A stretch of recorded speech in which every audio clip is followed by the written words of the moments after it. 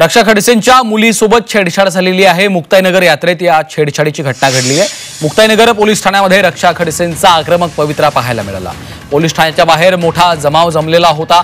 केंद्रीय राज्यमंत्री रक्षा खडसे यांच्या मुलीसह इतर मुलींची टवाळखोर मुलांकडून यात्रेमध्ये छेड काढल्याची घटना समोर आली आहे। याबाबत केंद्रीय मंत्री रक्षा खडसे यांनी पोलीस स्टेशनमध्ये जात आक्रमक पवित्रा घेतला। एका केंद्रीय मंत्र्यांच्या मुलीची छेडछाड केल्याप्रकरणी मुक्ताईनगर पोलीस स्टेशनमध्ये नागरिकांसह कार्यकर्त्यांचा मोठा जमाव जमला होता।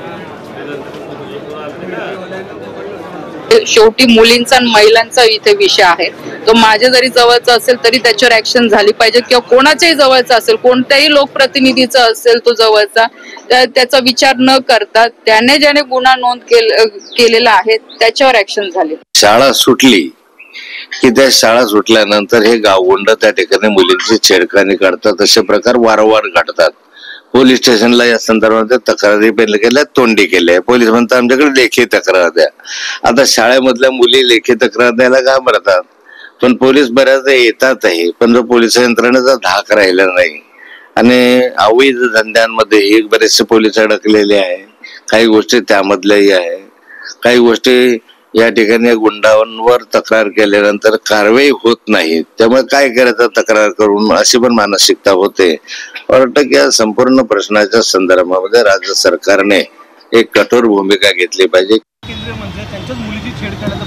हे महाराष्ट्राची कायदा आणि सुव्यवस्था किती अधोगतीला गेली आहे याचं हे उदाहरण आहे। शिवाजी महाराजांच्या काळात अशा प्रकारचे महिलांवरती अत्याचार आणि अशा प्रकारचे आता छेडछाड समोर येतोय। शिवाजी महाराजांच्या काळात असतं तर आतापर्यंत हात कलम करून टाकले असते।